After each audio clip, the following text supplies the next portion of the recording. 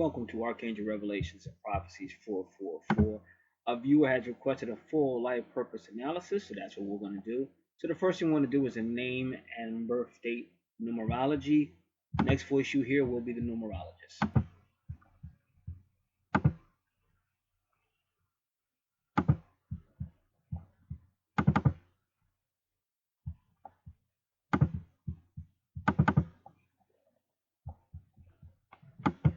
Hi, Sarah. Thanks for requesting your free numerology reading here at numerologist.com. Over the next few minutes, I'm going to give you a quick yet deeply revealing analysis of your unique numerology chart based on your given name and date of birth. Sarah, there are 5 elements that form the core of your chart and that most massively impact your life.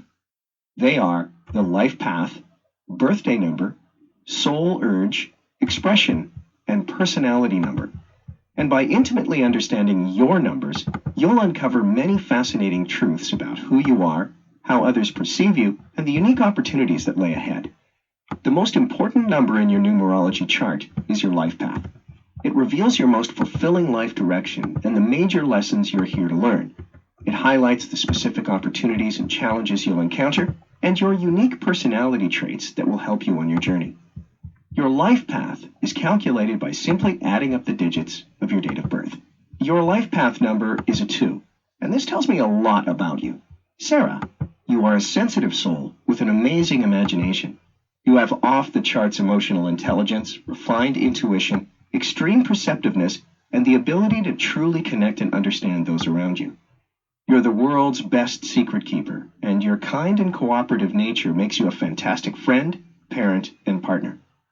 While you have the tendency to be a bit of a perfectionist, it's only because you sincerely want the best for yourself and others and see the potential for greatness in everyone you meet. You have the rare gift of persuasion and can inspire those around you without force. You're often accused of being too quiet, but that's because you spend more time listening than stroking your own ego. You exhibit a silent yet spiritually evolved power that allows you to remain balanced and fair in stressful situations. You have the innate ability to create harmony, lead with compassion and empathy, and encourage those around you. Do this, and you'll effortlessly achieve your full life path potential. Next, let's look at what is known as your expression. This is another extremely important element in your numerology chart, as it highlights your natural talents and abilities, many you likely didn't know you had. It's often called the destiny number because it reveals a great deal about your potential and what you're meant to accomplish in this lifetime. While your life path is calculated using your date of birth, your expression is calculated by analyzing the letters of your full name at birth. Why your name? It represents the inheritance of your personal history up to the moment of your birth. Each letter and corresponding number, like a mosaic, combine to form the complete picture of who you are and who you're meant to be. Your name at birth is said to be the blueprint of your potential. To get a free personalized expression reading based on your full name, please enter it below. Alrighty, just remember on your sheets you're going to get the free your horoscopes if you want to use them. You're also going to get the your guardian angel name. Just click on the link. You'll be getting 2 different sheets, and both of them will have free information on it. One on astrology, all the houses of astrology, and the other one on the horoscopes and guardian angel's name. Now give me one moment. I'm typing in the information he's requesting, and then we'll continue.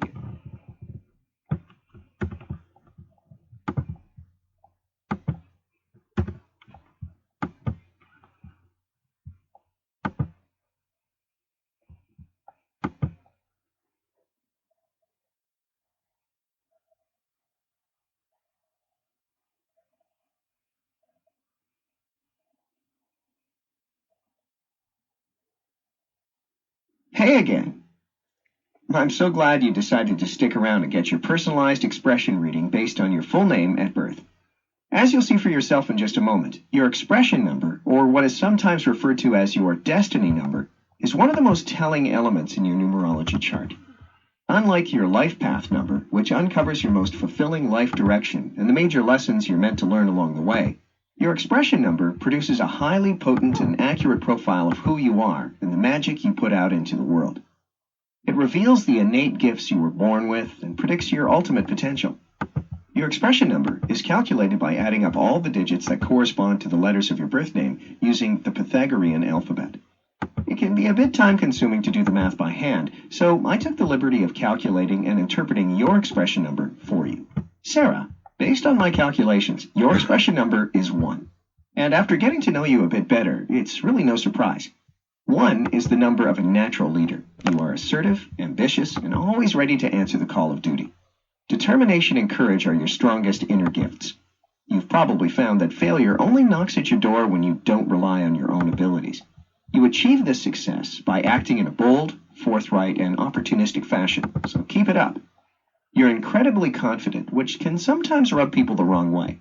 While those with a lower sense of self may see you as selfish or egotistical at first, your unwavering loyalty and level-headedness makes you quick to diffuse any tension and inspire those around you to step up and succeed. You understand that a rising tide raises all ships. Continue to celebrate and appreciate others' achievements, and it's almost guaranteed that you'll attract enormous success in your life. Sarah, please know that there is still so much left to explore in your unique numerology chart.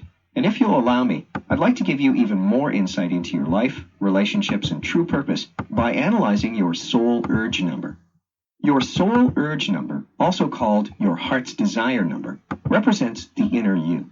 It exposes your hidden motivations, deepest cravings and urges, likes and dislikes. It reveals the true intention behind most of your actions and decisions. In just a minute, you'll discover your soul urge number and meaning. But first, to make sure this reading is as customized and accurate as possible to your current life circumstances, I just need a bit more information from you. Please go ahead and enter it now below. You'll also see that we ask for your email address. This is so we can send you written transcripts of your personalized reading, so you can refer back to any time you'd like. When you enter your email address, you'll also become part of our thriving community and receive regular updates, special invites, and content from our panel of expert columnists. This is completely optional, but we'd hate to see you miss out on the few surprises we have planned for you. So if you'd like to stick with us, leave your best email address below. Then, please double-check that the information you entered is accurate, and then click the Continue with my free reading button to dive even deeper into your numerology chart. Alrighty, I'm doing everything now. Give me one moment.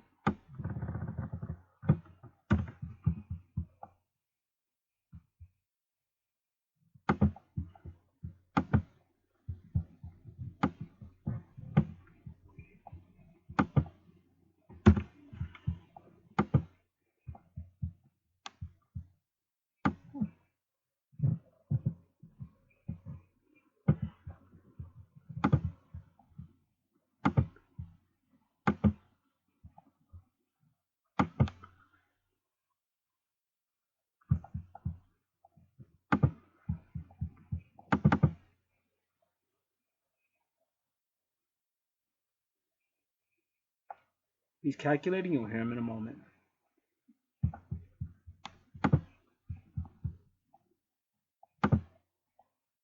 I've got all the information I need to complete your personalized numerology reading, and you guessed it, I saved the best for last. Now, a word of caution. The information I'm about to share with you is incredibly intimate and may raise a hair or two. Most people are often shocked at the accuracy of these readings, and I think you will be too after you hear the intriguing truths I've discovered about your personality, hidden motivations, and true purpose. If you choose to listen on, do so with an open mind, and this insight is sure to bring you immeasurable rewards. I'll start by examining your soul urge number. Your soul urge, also called your heart's desire, shows what your soul needs to grow and evolve in life and relationships. Like your expression number, it's derived from assigning numerical values to the letters of your full birth name using the Pythagorean alphabet. Except, in the case of your soul urge, you look only at the vowels. Here's why. Consonants are pronounced with sharp edges and have a definitive beginning or end. They represent your public personality and the traits you outwardly share with the world. On the other hand, vowels are pronounced from free-flowing breath and have softer edges. They represent the true, tender, and often hidden you, and reveal your deepest soul urges, many you likely didn't know you had.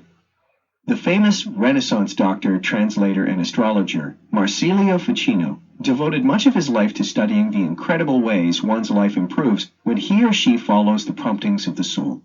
The benefits he encountered were undeniable. So, Are you curious to know what your soul urge says about you? After analyzing the vowels of your full birth name, I've discovered that your soul urge number is 9. Whether you know it yet or not, you have an old soul. You were born with deep intuitive wisdom and spiritual insight that is meant to be shared. You are a seeker of knowledge, and people are naturally drawn to you. You offer great advice and have a strong calling to be a teacher, counselor, or coach. Most people recognize you as being appreciative and caring, but at times you can act on idealistic or altruistic motives rather than logic. This is because it's your soul's urge to let your finely tuned intuition guide you and others. You want everyone to benefit from your knowledge and experience, and are willing to give, regardless of the cost to you. While you can be a bit moody or emotional at times, your strong moral sense and natural compassion make you a very tolerant person. Because you are somewhat impressionable, if you're not careful, you may fall victim to those trying to take advantage of you. Remember to listen to your intuition and focus on your own inner growth, and there's no doubt that you'll achieve the connection, wisdom, and guidance your soul craves. When it comes to relationships, you have a strong romantic streak and are incredibly compassionate and understanding. While it's rare, you can become quite impersonal or neglect your partner's feelings when too preoccupied with helping others. While this can create unnecessary stress, there's no doubt that you're more loving and present than most and capable of incredible intimacy. But that's not all I've discovered about you.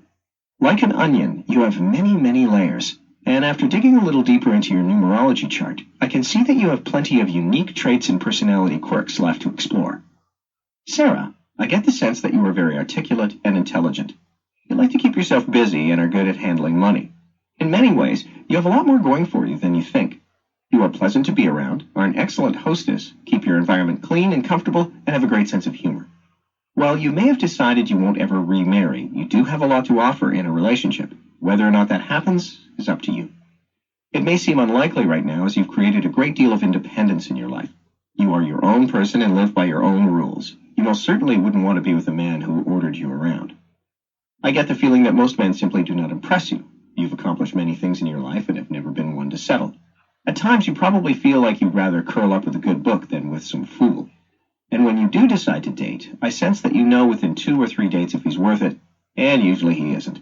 This has been a constant frustration for you. I do think you have the tendency of comparing new guys with some man from your past, likely an ex-husband. This tells me you may have some unfinished business as far as relationships are concerned. It may be time to let go and move on.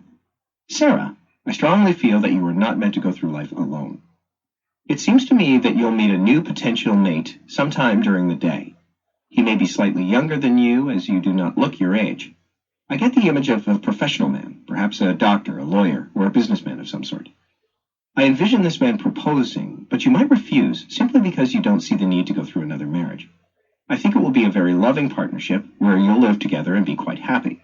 While I don't sense a strong sexual relationship like you've had in the past, he will be a companion and life mate that will devote a great deal of love and attention to you. Unlike your former partner, he will greatly support your independence and life plan. As far as your health is concerned, you seem to be doing well. You don't take a ton of medications and have quite high energy. You take good care of yourself. I see you in a dress, dancing, perhaps at a wedding you've been to recently. I do get the sense, however, that you're frustrated by how hard it has become to lose weight. You've pretty much come to terms that you are who you are, cellulite and all. Lately, you've become more sentimental about your past, wondering how things could have been different and asking, is that all there is to life? To that I say, no. You are capable of so much more. Age is only in your mind. Remember, your future is a reflection of your past, so in order to make changes, you need to open doors and walk through them. If you do nothing, chances are your life in 3 years will look a lot like it does today. Now is the time to resolve any issues from your past and look forward to new things to come. Go searching for the excitement that's been lacking from your life for some time. Believe in yourself, and the universe will deliver. This may be hard to believe, but the information I've shared with you over the last few minutes barely scratches the surface of what I can discover about you by digging deeper into your numerology chart. After just looking at your life path, expression, and soul urge numbers, I can say that you have a truly unique number combination. In fact, there's nothing I'd love more than to spend hours exploring every aspect of your chart. And that includes analyzing the numbers that appear to be missing altogether. But as you can probably imagine, our resources are limited, and we have to draw the line somewhere with how much information we can freely give away. without even being sure yet that you're ready to go deeper and experience the powerful, yet often confronting truths hidden in your personal numerology chart. So far, I've just given you a brief overview, but if you're open to it, I'd like to send you your complete numerology report, where I'll take a deep dive into every single element of your chart to reveal many more obscure facets of your personality and ultimate potential. For example, I can look at your fourth core number to determine the closest thing you have to a superpower, or tell you the ways you can bring more success and joy into your life by examining your hidden passion number. Your personality number will reveal what your friends or even strangers think about you. And after looking into your rational thought number, I'll be able to tell you, without a shadow of a doubt, the quickest way you can solve any problem or hit those big goals. Then there's your karmic lessons, planes of expression, balance number, challenge numbers, and pinnacles, which reveal the 4 biggest obstacles you'll face in your lifetime and how to overcome them. So, as you can see, there's a lot left to discover. And frankly, most of it is far too personal to share with you here. I'd much prefer to thoughtfully decipher your calculations and send you a private report that you can print out and pore through while curled up on the couch with a cup of tea, almost as if a master numerologist is there with you conducting a personal reading in your living room. So, if you're ready, just click the button below, and within seconds, we'll get to work compiling your complete numerology report that includes not only expanded versions of the readings I just gave you, but detailed and thorough interpretations of every single element in your chart. That's over 900 individual calculations, all about you. Trust me when I say this will be unlike anything you've read before. Alrighty, so he's going to send all that to your email, and you can decide if you want it or not. Now we're just going to do your natal chart. Alrighty, we're starting with your ascendant, and give me one moment. I'm going to make sure we have your count right. I'll be right back. Alright, I double checked with the system. Her first house is Aquarius. Her first house is Sagittarius. And the first house is ruled by Aries. And if you want to count, we'll count it. We're going counterclockwise, starting with Sagittarius. 1, 2, 3, 4, 5, 6, 7. Pisces is in Gemini is in Libra at 7. 8, 9, 10.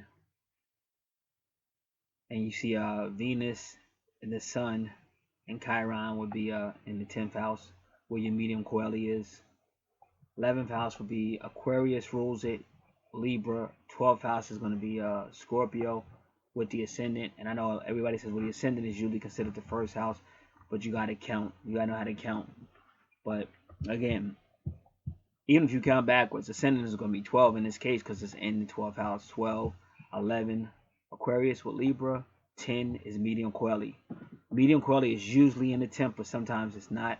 That's why a lot of charts, especially one like this one, you got to really get the count if you want to count to get it correctly. But at the end of the day, all of this is about energy. So you can never get too technical for with a natal chart. Right now, they were telling us that Jupiter is in Libra. But the truth of the matter is, if you were to go outside, I don't know about tonight, but like if you went outside for the last 2 nights, you would see Jupiter. Like you got to get out there about anywhere from 12 a.m. to 2 a.m. You will see Jupiter with Spica. Jupiter is in Virgo, and I have the chart that I may put in this video because I was trying to figure out like Jupiter is in Spica. Jupiter is in Virgo with Spica. Why are they saying that Jupiter is in Libra? But everybody was saying Jupiter is in Libra, but it's not because it wouldn't be that close to Spica if it was in Libra. So I'm going to put those charts in this video as well, just so you can see. So that's why some people like to argue. I don't argue. I deal with facts and I keep it moving. I have no time for foolishness. Just the way it is. And once I see solid proof, then that's all I need to say. I'm not going to go by what somebody thinks. Life is too short for that foolishness. So what I'm going to do, you'll see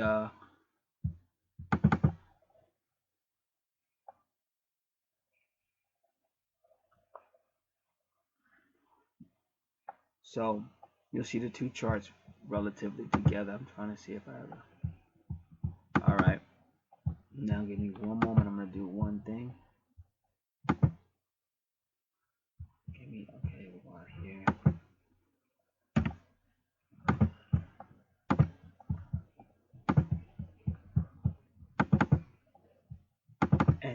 at some point in this video. I'm gonna save it really at the end though.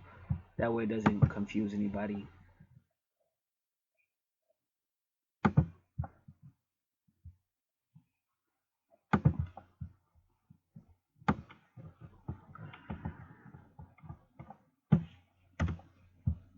Alright, so what you're gonna see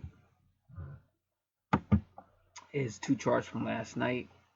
I think it even has a time on around 12:15, 12:18 a.m. Two charts. One chart is showing you Jupiter with Spica and Virgo, and that's exactly how it looks. If you were outside, if you don't believe me, if you hear this tonight, this is Valentine's night. If you're outside around 12 a.m. Or anything after 12 a.m. in early tomorrow morning, and you look up in the southeast, or if you look up, in the northeast, more so, any in that area. Where I'm at is the northeast, but if you were to look up, it's more like the northern east or the middle ground. But if you were to look up, you're going to see Jupiter with Spica, and that's Virgo. If it is that close to Spica, it is in Virgo. It's not in Libra, but everybody's saying it's in Libra. The other chart is saying Libra, and everybody's saying Libra, but it's not. So you can't take these charts so literal. At the end of the day, it's all about energy. That's the point I was trying to make. And you have the chart now to prove it.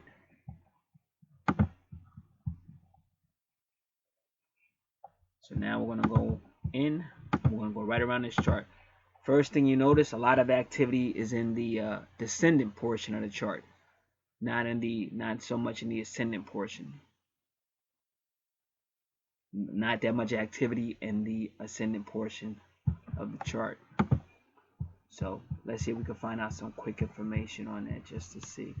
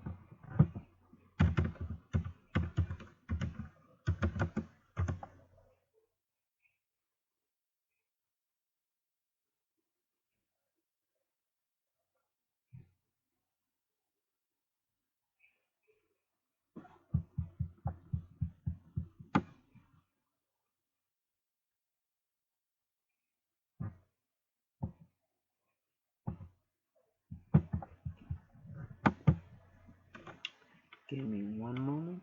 Just looking this up on the chart.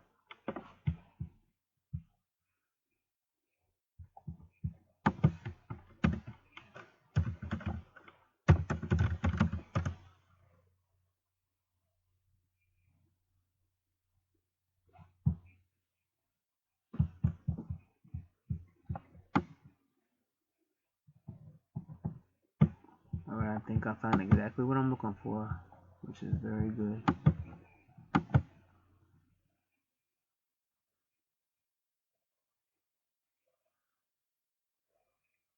So, give me a second. And I'm going to include this chart too. I'm going to put this chart in there too. In this video.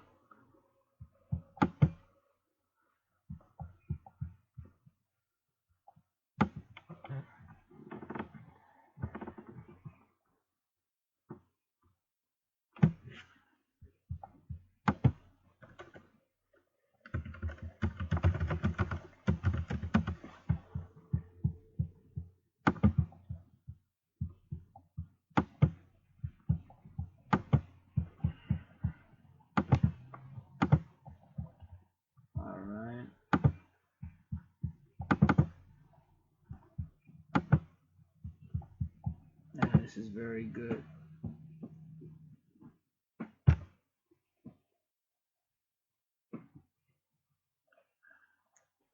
Now, if you deal with the ascendant, which is the first house, they actually do this in your like your time of life. Your time of life. And okay, the ascendant starts off with 6 a.m. and it goes all the way to your 6th house, and that stops at 6 p.m. That's the 12 hours. That's your first 12 hours of life, so to say. 6 a.m. to 6 p.m. And this is all like metaphoric terms, I guess. But then when you get to the 7th house, which deals with relationships, that takes you from 6 p.m. to the 12th house, which is 6 a.m. And that's called, and one starts at the descendant, and the other one starts at the ascendant, and the other starts at the descendant.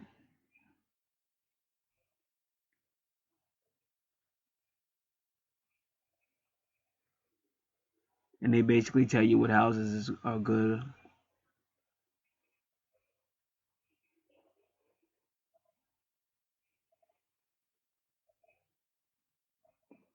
And I'm just looking at all these things. Give me a second.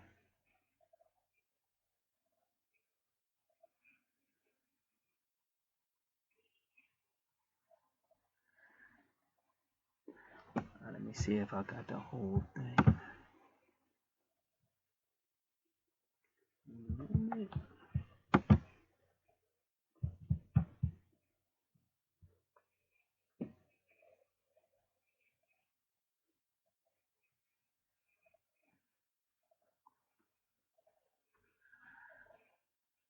This is good. I'm gonna look at it one more time.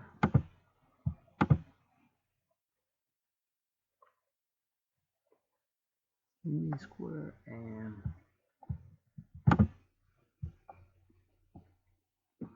all right. So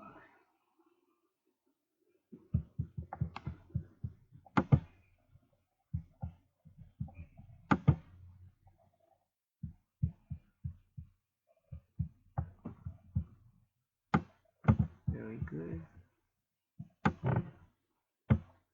Had to go back and take a better picture of it. Something at the bottom was missing. All right, want to do it again.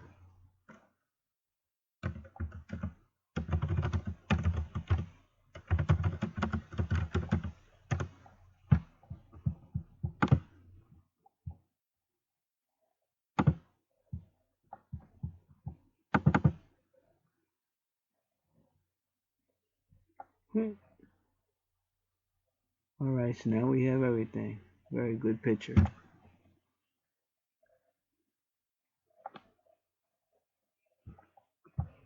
All right, so now we have everything, and all this information will be in that this reading as well. You'll see all these charts I'm using, but they'll come at the end. And you'll see her natal chart, especially first, but then you're going to see the other charts. But like I said, the first house is Sagittarius and Aries, because we did the count, and that's how everything counts out. So again, this person will be sociable, will be a sociable healer. That's what the Aries is.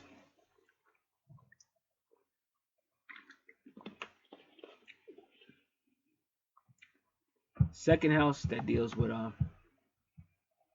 finances is Capricorn, and that's a worker, and the finance, and that's, she may find herself in a relationship with a Capricorn, or even a Taurus, because Taurus rules the house as well. That's maybe, but they hit you with numerology of 1414.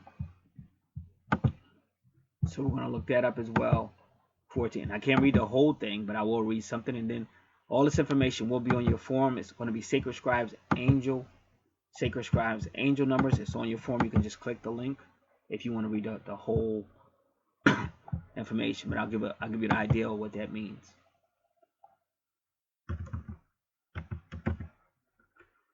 Sacred Scribes Angel numbers 1414. It can also be 55 or even 10. Okay, now we're having, okay, we'll see. Want to make sure we locate it because it has become hard to find her now online. And what has happened, I think a lot of people have taken her to bring her back. A lot of people have taken her. Um, it used to be real easy to find Sacred Scribe's angel numbers. You just typed it in, then it left for a while, and all of a sudden it came back. But it came back in different things like AU and EU, and so other people are taking her and bringing her back because that's how important it was to have it. Okay, we have angel number 1414.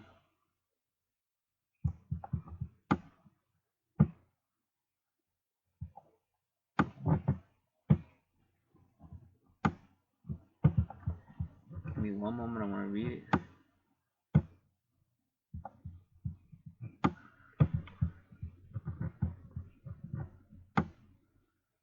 Angel number 1414 is a message from the angels that your thoughts and feelings are being elevated to a more positive state.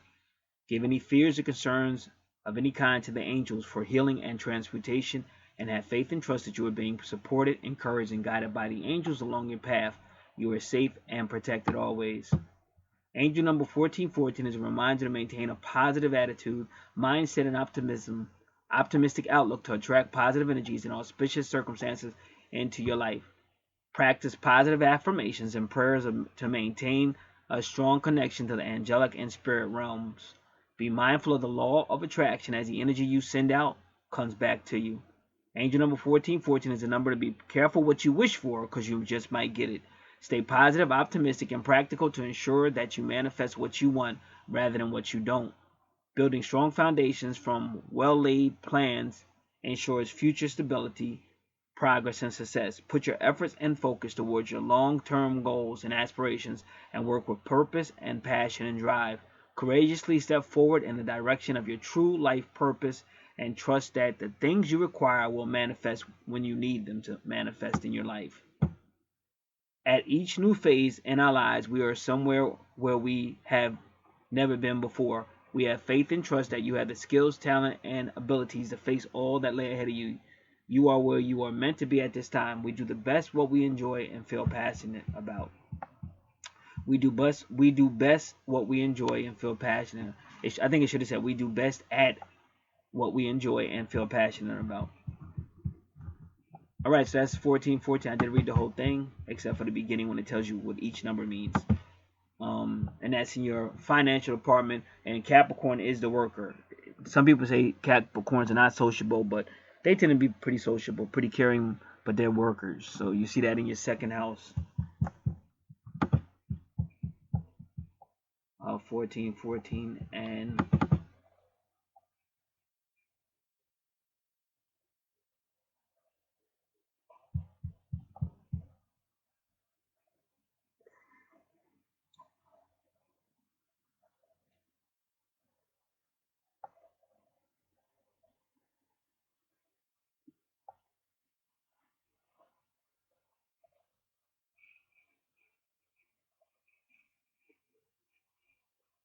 now this chart is unique because really medium Coeli is usually opposite Imum Coeli, but the way this chart has it does it a little differently because they're not putting medium Coeli in the they're putting the midheaven in one house and the medium Coeli in the other house, and usually they're considered the same thing usually. So that's something this chart is doing is kind of unique. But that's why I said the more you understand this is more about energy and relationships. It's not about technical. And a lot of people get very technical with it, and then they miss the whole point of astrology. It's all about energy, and it's also intuition because you can be getting messages while you're looking at the chart.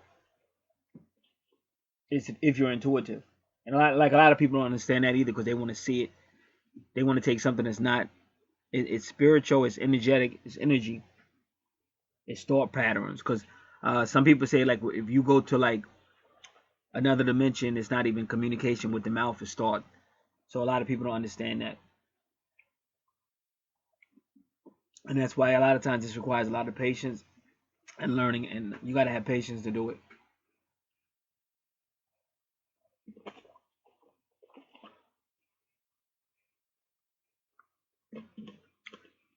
Now,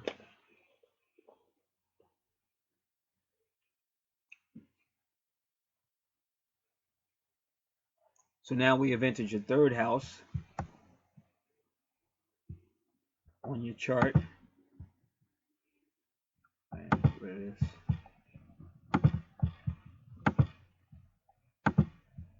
Let me do a couple of things. I want to make sure we have the right charts for everything we're looking at. All right. Your third house is communications and Aquarius. So again, that will make you a teacher, a person that can communicate and teach others. And you could be a literal teacher sometime in your life, or you could just be a person that shares knowledge with other people. That's all that really. It's just a person that's enlightening other people with knowledge. Fourth house is Pisces, but Cancer rules. Now Gemini rules your third house. Now Pisces rules your Cancer rules your fourth house, but you have Pisces in it. The moon used to rule Pisces, so it still affects Pisces. It makes Pisces psychic. But the moon in Cancer makes Cancer like nurturing, emotional, motherly, but it still makes it kind of psychic too. So you have so in your family you have a lot of you were the one with the psychic abilities and the nurturing skills and things of that nature. But there's nothing else there except for Pisces. So, and also Pisces can be spiritual and deals with Neptune. And right now, your Neptune is in your 11th house of Aquarius, and that's probably why they have Aquarius right next to. So you're getting a lot of information, and you got Libra there, so you're getting a whole lot of relationship stuff, maybe even past life, because you got Mercury retrograde, and Mercury could mean past life communication or something from the past. And they're all doing all this to help you with your soul journey.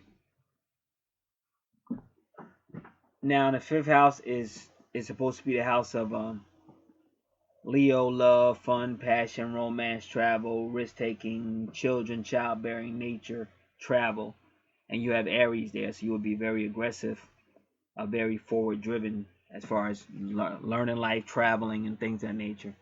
Possible romance. You have Pallas retrograde, so again, a retrograde is usually dealing with some type of past life situation. Your sixth house, once again, is Virgo and Taurus. And Taurus really represents your second house of finances. So a lot of effort is going in heal your financial aspects of your life.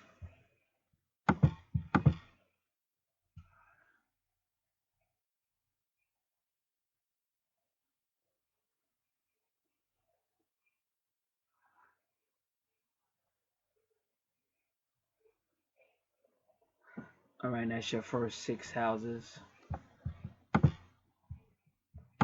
And that's why I said, if you notice, the universe didn't really focus too much on your first six houses. But the moment you hit your seventh house, which is the descendant, everything changed. It took you right into Gemini and the twins, and also the multitaskers, the thinker, the thoughts, and put you right into your seventh house of relationships. And you just miss your moon sign, because your moon sign goes into Cancer, but we've already proven that you're a nurturer, a motherly nurturer, and Cancer rules the fourth house. Now, Uranus retrograde can mean two things. One, you're not as independent in this house as you should be, or something is causing you to change inwardly in your house of relationships. And because the twins is there, it can imply a twin flame relationship. Saturn wants to have a discipline in that house. Vesta is a lot of energy in that house, relationship, togetherness, twins. But Mars can cause a lot of a lot of conflicts, but you also have Aries and Leo, so that could be a good thing. That Mars rules Aries, so that could be a lot of just a lot of energy for the relationship to make the relationship work. And maybe Uranus is implying maybe Uranus is implying that you could have been more independent, but you chose not to make the relationship work. Reason why I'm saying that because you got Mars in the seventh house, but Aries is in the fifth house. The fifth house is love and romance, and Mars rules Aries. So maybe that's why you chose not to be as Uranus or assertive or opinion as you could have been. And then your moon is close to your seventh house, but it is in your eighth house with Cancer. And again, this is dealing with the eighth house, the soul house. And for people, they really have to read up on the soul house because it's a lot that deals with the soul house. And you had all that information in your free report. Now, this eighth house says death, transformation, psychology, power of sex. And it's funny how this chart starts at the ascendant or the rising sign at 6 a.m. because a lot of people believe that's around the time that Jesus Christ rose from the grave. So that's why a lot of people don't understand that the Bible is a metaphysical book. It does contact you to all these secret sciences or understandings, but people just divide it with their own religious beliefs and things like that. So your eighth house can be death, transformation, psychology, power, or sex.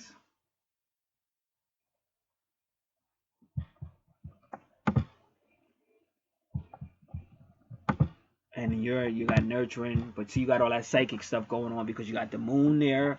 You got the moon over. See, the reason why that's important because your fourth house is Aimon Coeli, and that's your subconscious, and it deals with the divine. It deals with the feminine, the divine feminine, and that's in the subconscious. And then the eighth house is kind of like her womb. Everything comes out of that eighth house.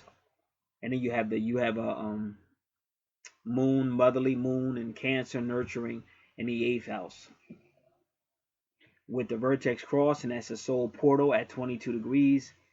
3 is just another number for God or even a female, like Christ rising. If you notice, Jesus rose on the third day, but what happened? It was Mary's, all Marys at Jesus.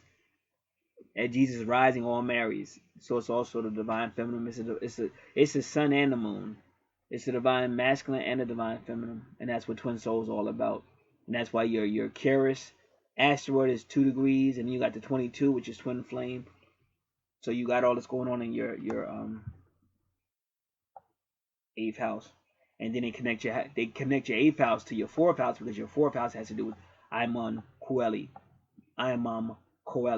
and that's the mother in the person's psychological makeup. And that's why if you remember Sigmund Freud, everybody's talking about their mother, but they don't realize that that's the way it's supposed to be because that's your fourth house, Imam Coeli, and she'll always be in your subconscious because that's the way the universe functions.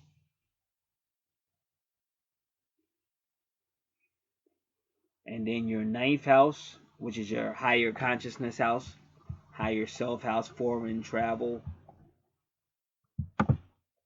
And they say the ninth house is philosophy, beliefs, ethics, and travel. And it's just 2 p.m. to noon. 2 p.m. to noon.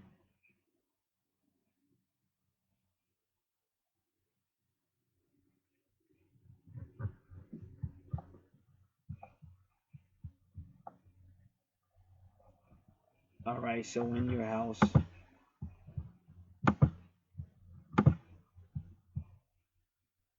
you have Leo, and ironically, Leo, they're both fire signs. Sagittarius is a fire sign.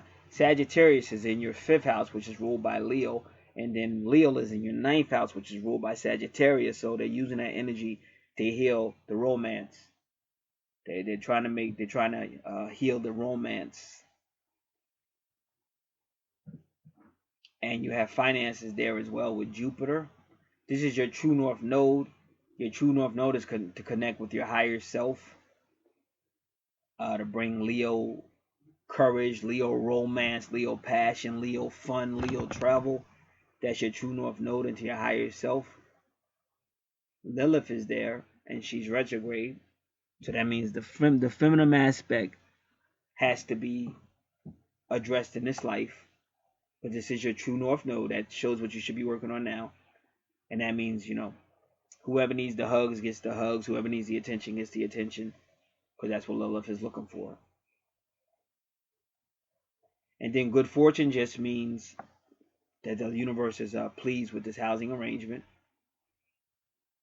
Pluto is again the underworld. Can also imply that you be a real, like a deep when it comes to like learning and knowledge or travel, you'd be really passionate about it, or something that's deep in your soul. And also shows that you would gain finances with Jupiter for these reasons.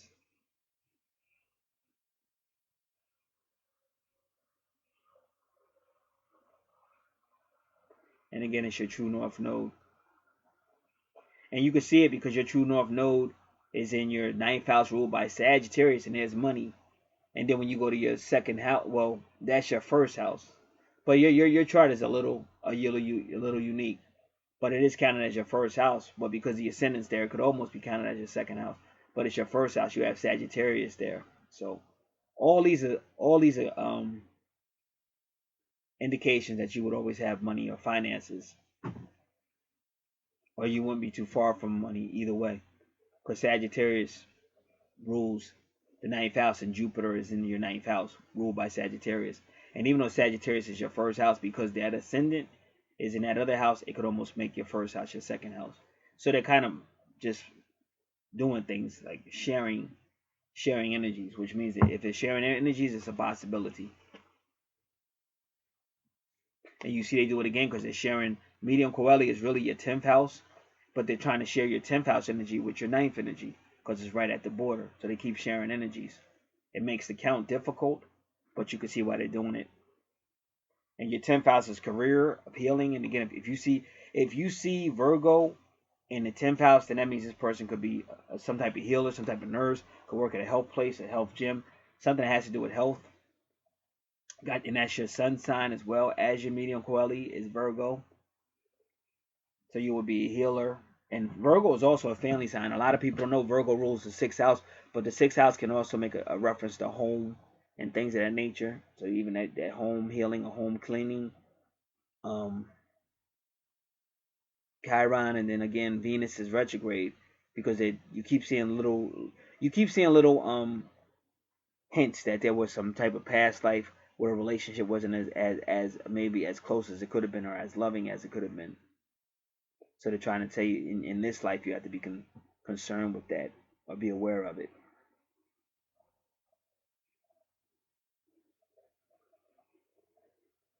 The 11th house again is ruled by Aquarius, but Libra's there. So once again, they're trying to get the relationship to work together. So you see another retrograde, saying that they have to work on past life. They didn't have good communication, so they really have to work on communications, because that's where a lot of twin flamers go wrong. They think it's all about sex and passion, and then they still separate. They still have problems because they don't realize you have to have communication too to make the relationship work.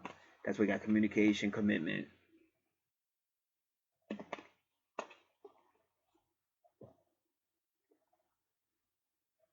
And Neptune is helping out with dreams. So you have ideal with Neptune in the 11th house. You'll have a idealistic viewpoint about relationships and things of that nature. But in that, Neptune is working on your Pisces, which is in your 4th house of family, which is also connected to your your 11th house, but connected to your 10th house too. You're connected to your 8th house too, rather. You're connected to your 8th house, because this is all soul matters. And the reason why they put Imam Coeli, your mother, or the mother, in the person's subconscious, because she's that connection in the 4th house, the soul connections.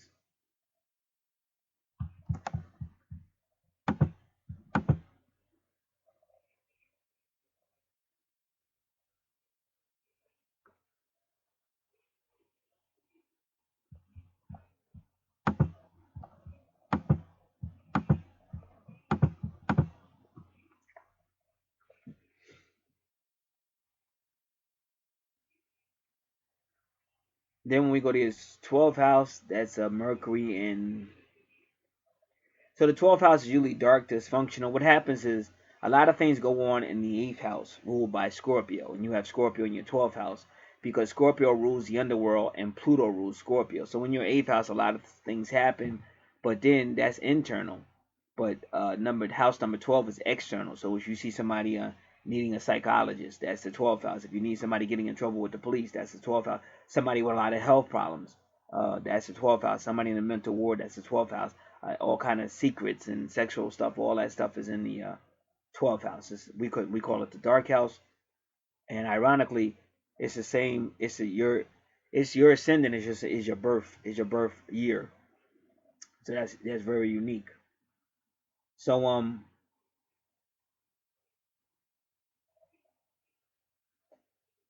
so then you have Scorpio there, but there you also have your ascendant there as well, trying to put light on the what would be called the dark house. They're trying to lighten it up. So definitely a lot of soul stuff in your house, a lot of soul stuff that could be addressed. And how do you address it? Well, you find out. You heard what I said about all your auras or retrogrades, and all you had to do is like if you got a Mercury retrograde, that means you have to work on talking more, being a little more open about your feelings. So everywhere that you see a retrograde, a aura, you would do the opposite. And give me one moment because I'm trying to think. I don't want to lose my thought because I was getting ready to go somewhere.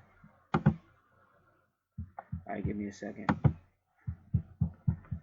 So really quick, we're going to look up 1943 since that is your ascendant.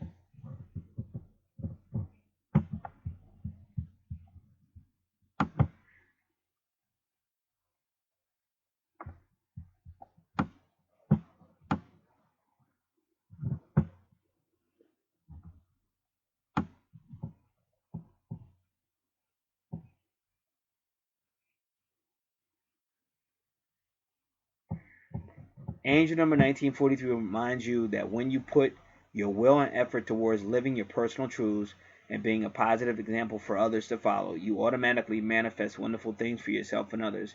Hold a positive attitude and have high expectations about yourself and your future as your thoughts create the experiences. The angels encourage you to set your goals and pursue your aspiration with courage, enthusiasm, and passion. Listen to your intuition and angelic guidance and trust that you are supported in every way along your path. So it says, okay, I'll read this one too. It's the final paragraph. Angel number 1943 tells you that the angels are working with you to increase the vibrational frequency of your physical body. This makes you more sensitive to the higher, finer frequencies of the angelic realms and makes you more intuitive, creative, and energized. Every day of your life, you are creating who you are and the experience you have in your life. Every day of your life, you're creating who you are and the experiences you will have in your life. All right. So to go back to the chart, a Pallas retrograde in your 5th house. Pallas is just others that help you. These are the angels they're talking about for the most part. In a relationship house, it just seemed like in a past life you may have should have been more open about the relationship, or what you liked and what you didn't like, or how you thought the relationship should go, but you didn't, and that may have led to some of the say karma of needing more communication, more Lilith retrograde. Lilith is just about having attention and affection and stuff like that. So that's a Lilith retrograde, which is in your 9th house. That was your 9th house, Lilith retrograde, and then in your 10th house, Venus is just showing them